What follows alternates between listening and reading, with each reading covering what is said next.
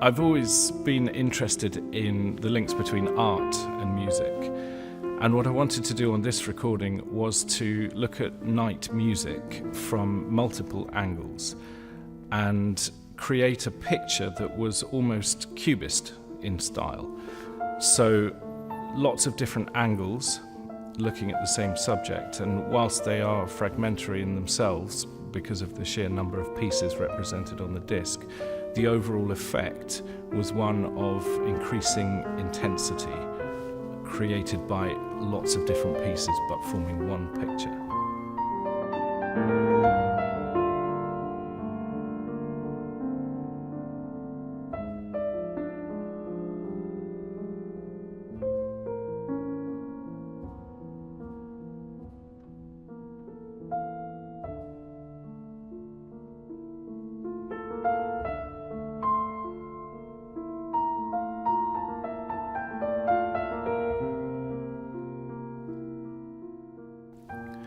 The disc covers nearly 200 years of the development of the nocturne as a genre, and I wanted to avoid the obvious chronological survey and preferred to group them in composer groupings.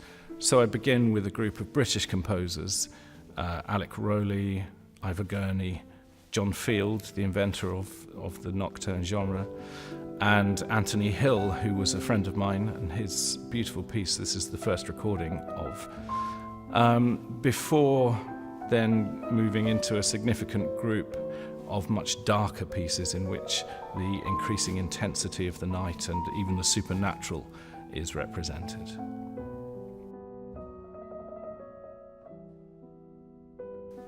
There are strong links between composers on the disc. For example, John Field taught Glinka in Russia for a while. Both Poulenc and Louis Douret were members of Les Six in Paris in the 1920s, as well as some of the links between music and art. Glinka, for example, wrote his nocturne Separation, and Edvard Munch painted a series of paintings of the same title.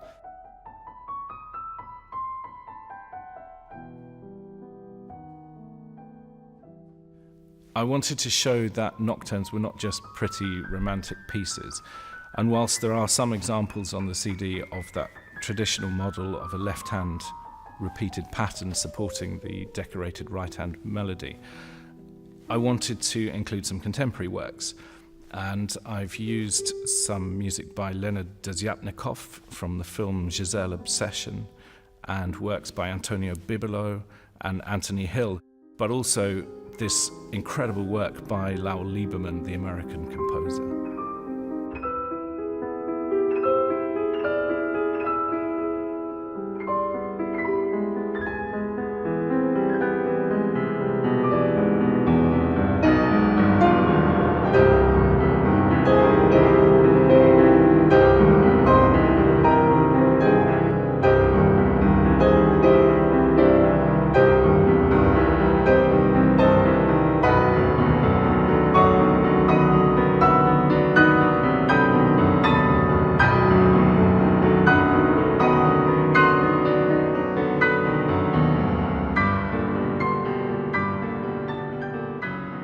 I think any survey of music to do with the night needs to include some music with a reference to the natural world.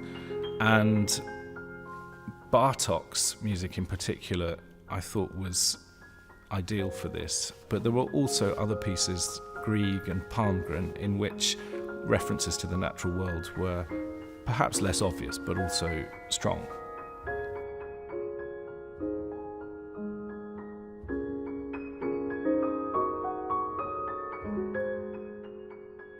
Ultimately, my main reason for recording this music was it's just fantastic music and it deserves to be heard.